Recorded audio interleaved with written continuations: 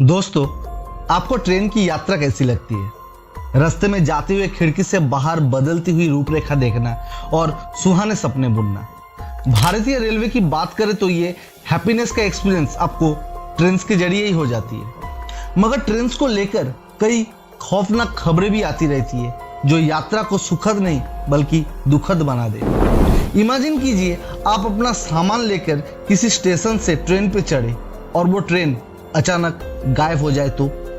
यह किसी फिल्म की स्टोरी नहीं है बल्कि यह असलियत में हो चुका है, जहां एक ट्रेन 106 यात्रियों के साथ रोम के एक स्टेशन से निकली थी, लेकिन 100 साल बाद भी वो ट्रेन अपने डेस्टिनेशन में नहीं पहुंच पाई।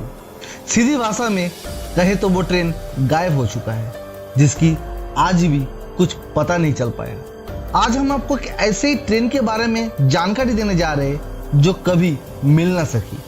लेकिन वीडियो में आगे बढ़ने से पहले वीडियो को अभी एक लाइक करके सब्सक्राइब कर दीजिए। वीडियो में आगे बहुत मजा आने वाला है, तो चलिए चलते एक अनजान सफर पर।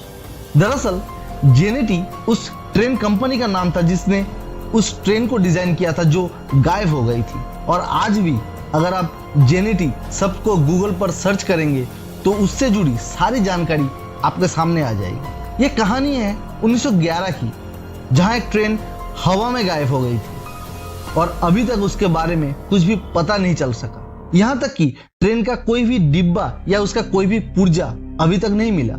यह ट्रेन अपने आप में ही कुछ खास थी।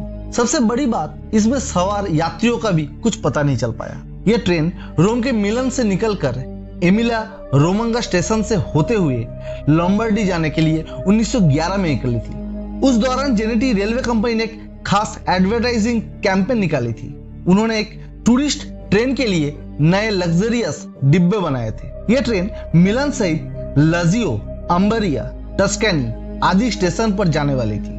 कंपनी ने एक विज्ञापन निकाला था और लोगों को इस ट्रेन में यात्रा करने के लिए इनविटेशन दिया था।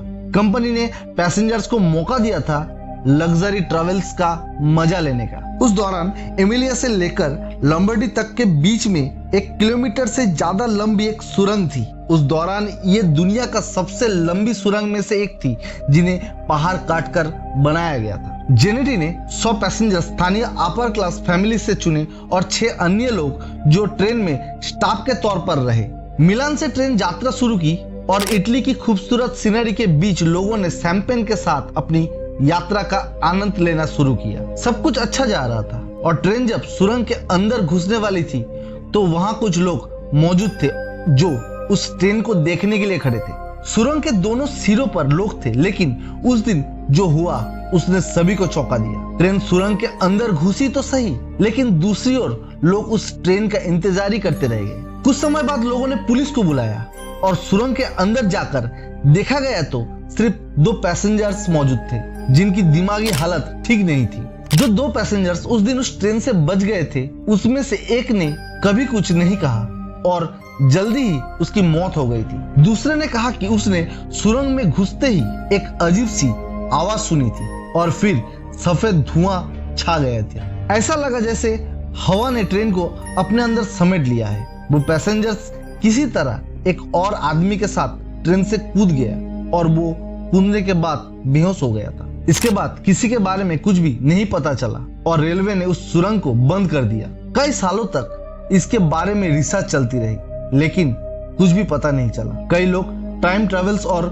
ना जाने कैसी कैसी स्टोरीज बनाते रहे, लेकिन एक बहुत ही विचित्र चीज ये थी कि मैक्सिको के एक साइकियाट्रिस्ट का कहना था कि 1800 के कुछ डॉक्यूमेंट्स पढ़ने के बाद उसे पता चला कि मैक्सिको की कैपिटल के एक अस्पताल में 104 इटालियंस अजीबोगरीब दिमागी हालत में मिले थे। उनका दावा था कि वो रोम से ट्रेन में चढ़े थे और उन्हें कोई आइडिया नहीं था कि वो मैक्सिको कैसे पहुंच गए। उस तथ्य ने टाइम ट्रेवल्स का स्टोरी को और भी ज्यादा फेमस कर दिया था, लेकिन असल में क्या हुआ था उसके बारे में किसी को नहीं पता। यह ट्रेन अभी तक एक गुत्थी ही है जिसके बारे में कुछ भी जानकारी नहीं है। सो दोस्तों, इस घोस्ट ट्रेन को लेकर आपका क्या थ्योरी है उसके बारे में हमें कमेंट में जरूर बताइए। और अगर आपको ये वीडियो अच्छी लगी है तो इसे लाइक शेयर सब्सक्राइब जरूर करें। ऐसे ही हैरत अंगेज वीडियो के लिए जुड़े रहे माइस्ट्रो मिथ के साथ। मिलते हैं अगले वीडियो में।